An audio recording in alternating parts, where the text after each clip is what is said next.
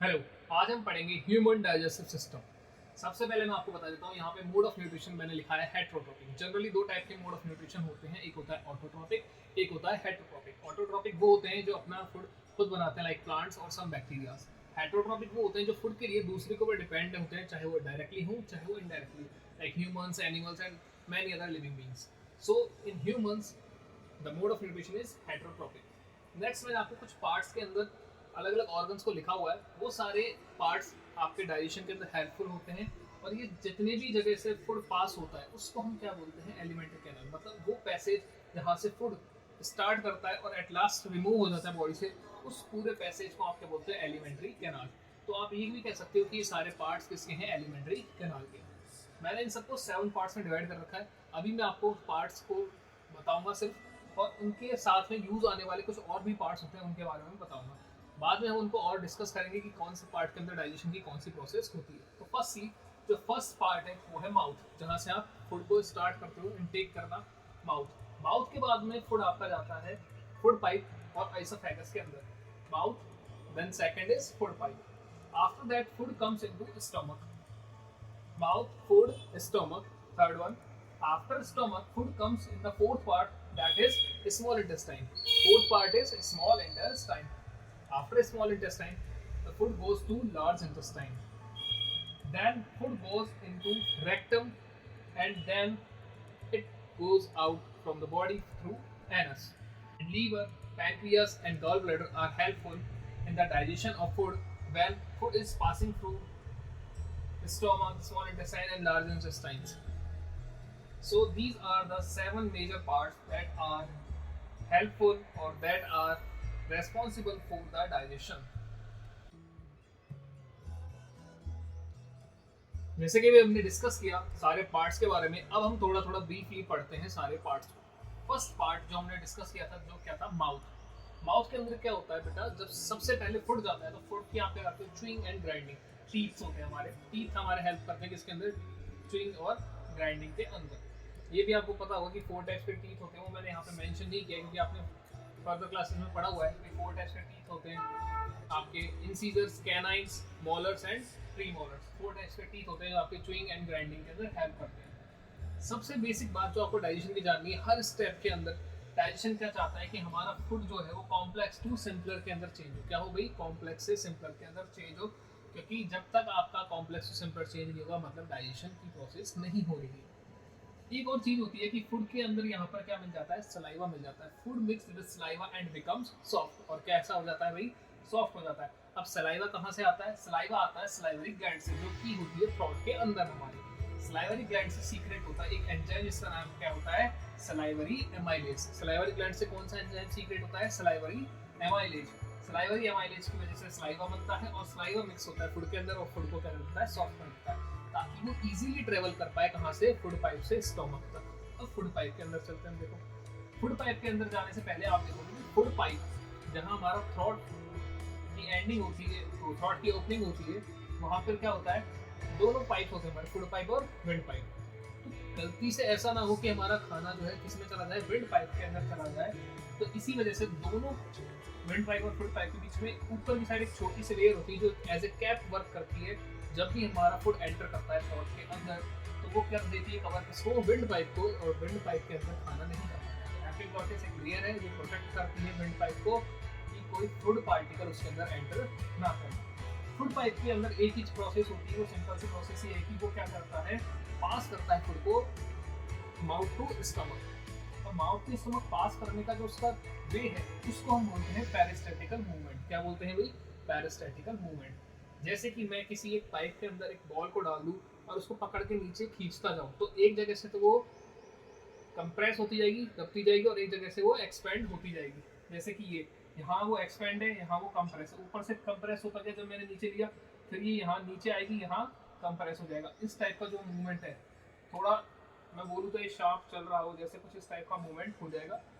इसको हम क्या बोलते हैं, पेरिस्टेटिकल मूवमेंट। और इसके बाद एक वॉल्व होता है इसके बीच में, फूड पाइप और स्टमक के बीच में। उस वॉल्व की ओपनिंग के थ्रू क्या हो जाएगा, फूड आपका एंटर कर जाएगा किसके अंदर, स्टमक के अंदर।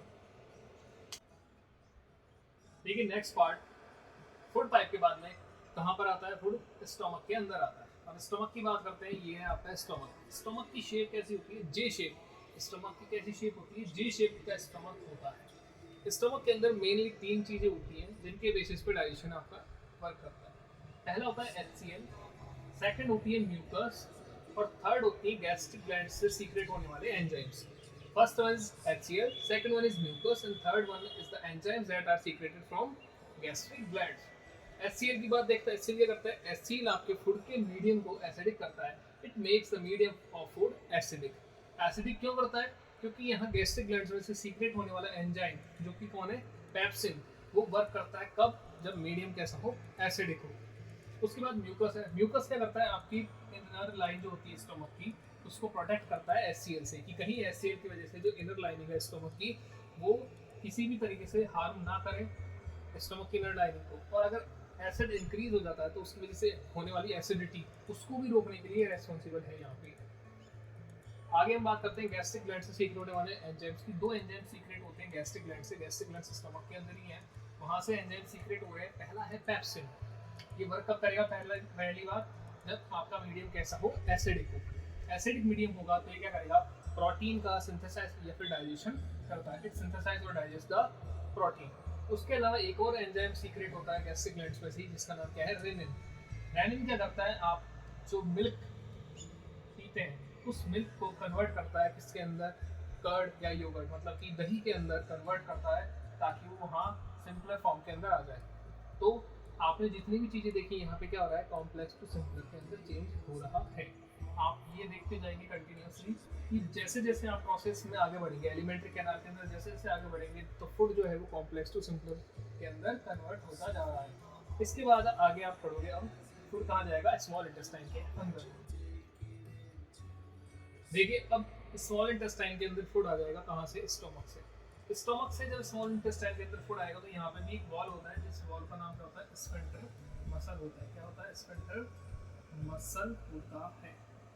स्फिंक्टर मसल के थ्रू स्मॉल इंटेस्टाइन के अंदर फूड क्या कर जाएगा? एंटर कर जाएगा। अब स्मॉल इंटेस्टाइन के अंदर सबसे ज़्यादा प्रोसेस होती है डाइजेशन की, मतलब अल्टीमेट डाइजेशन यहाँ पे क्या हो जाएगा? कंप्लीट हो जाएगा। तो सबसे पहले मैं आपको बताता हूँ, सबसे पहले इसके अंदर कुछ पार्ट्स हैं जो डाइजेशन के अंदर हेल्प करते हैं। तो सबसे पहले बाइल जूस। बाइल जूस का वर्क क्या है उससे पहले मैं बता देता हूँ। बाइल जूस आता कहाँ से? बाइल जूस बनता है लीवर में। लीवर में बनने के बाद वो स्टोर हो जाता है गॉल ब्लैडर के अंदर। बनता कहाँ है? लीवर में। स्टोर कहाँ होता है? गॉल ब्लैडर में। और एक बाइल डक्ट होती है जो कनेक्टेड होती है किससे? स्मॉल इंटेस्टाइन से।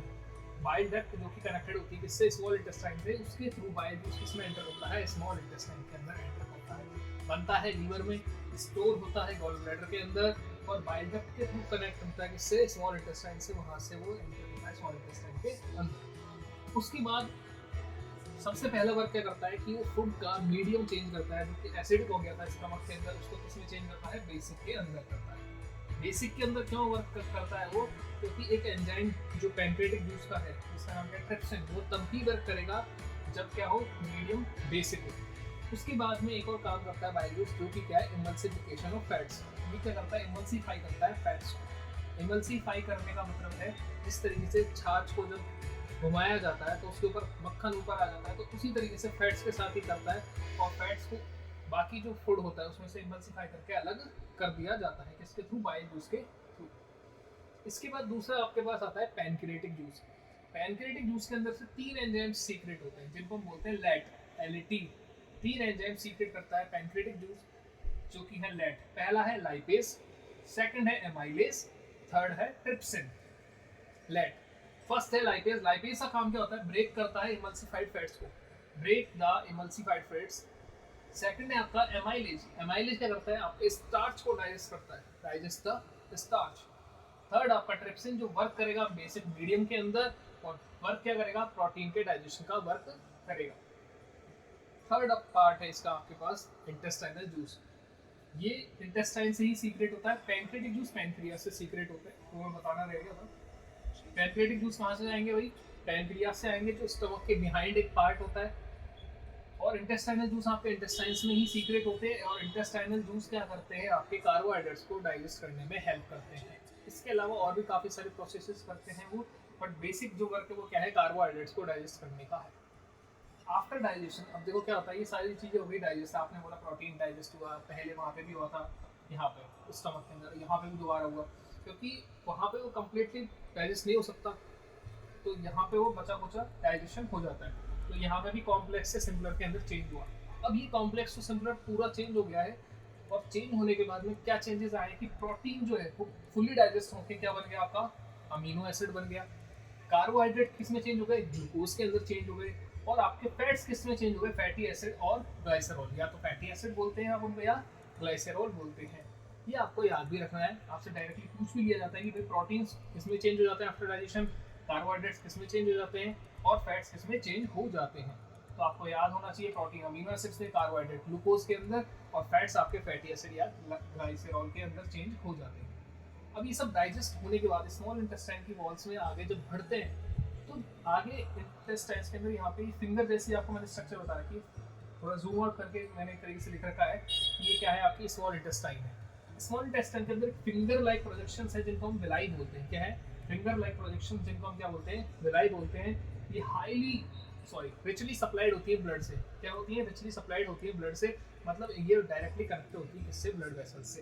तो जैसे ही ये ब्लड वेसल्स से कनेक्टेड है और जैसे ही यहाँ ब्लड आएगा, तो यहाँ से जो डाइजेस्टेड फूड है जो आगे जाएगा, तो ये क्या करेंगे, उसके अंदर से एब्जॉर्ब कर लेंगे न्यूट्रिशन को, मतलब जो इनको रिक्वायरमेंट होगी हमारी बॉडी के अकॉर्डिंग, वो सारी चीज़ें एब्जॉर्ब कर लेंगी। कौन, विलाई, जो कि कनेक्टेड है किससे, डायरेक्टली ब्लड वेसल से, इसलिए इनके अंदर ब्लड की सप्लाई कंटिन्यूसली चलती रहती है। तो डायरेक्टली किसके अंदर मिल जाएगा, डाइजेस्टेड फूड ब्लड के अंदर, और ब्लड में मिलने के बाद वो पूरी बॉडी के अंदर क्या हो जाएगा, सप्लाई हो जाएगा। यहाँ पे आपका स्मॉल इंटेस्टाइन का पूरा वर्क कंप्लीट हो जाता है, और जो एब्जॉर्ब किया हुआ फूड है वो तो ब्लड के साथ मिलकर बॉडी में चला जाएगा, और बचा हुआ फूड आपका कहाँ जाएगा, लार्ज इंटेस्टाइन के अंदर।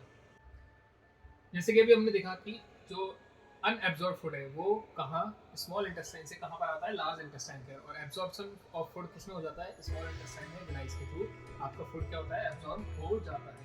अब लार्ज इंटेस्टाइन में आने के बाद सिर्फ एक ही वर्क होता है, वो क्या होता है, एब्जॉर्प्शन ऑफ वाटर। और वाटर भी कौन सा, जो एक्स्ट्रा हो किसके अंदर, अनएब्जॉर्ब फूड के अंदर। उसके अलावा लार्ज इंटेस्टाइन का एक छोटा सा पार्ट और होता है जिसको आप क्या बोलते हो, अपेंडिक्स। क्या बोलते हैं भाई, अपेंडिक्स बोलते हैं। अपेंडिक्स हमारे डाइजेशन के अंदर कोई हेल्प नहीं करता, क्योंकि जो अपेंडिक्स है वो आपकी हेल्प किसकी चीज़ के अंदर करता है, help in the digestion of cellulose. किसके, सेल्यूलोज के डाइजेशन के अंदर हेल्प करता है। और सेल्यूलोज आपको मिलता है हरे पेड़ पौधों को खाने से, जो जनरली वेजिटेरियन होते हुए भी हम नहीं खाते। उनको कौन खाते हैं, ऐसे एनिमल्स खाते हैं जिनको हम क्या बोलते हैं, हर्बीवोरस बोलते हैं। क्या बोलते हैं, हर्बीवोरस बोलते हैं। तो उनके अंदर अपेंडिक्स की साइज हमसे बड़ी भी होती है, और वहाँ पे सेल्यूलोज का डाइजेशन भी होता है। बट हमारी बॉडी के अंदर सेल्यूलोज का डाइजेशन नहीं होता है। अगर इन केस बाई चांस आपका कभी कुछ खा लेते हैं और वो थोड़ा बहुत है, मिनिमल अमाउंट में है, तो वहाँ पर हो सकता है कि सेल्यूलोज को डाइजेस्ट कौन करे, आपका अपेंडिक्स करे। अदरवाइज उसका डाइजेशन के अंदर कोई हेल्प नहीं है। इसी वजह से कभी कभी कई लोगों के अंदर अपेंडिक्स की साइज बढ़ने की वजह से अपेंडिक्स को क्या कर दिया जाता है, रिमूव ठीक कर दिया जाता है।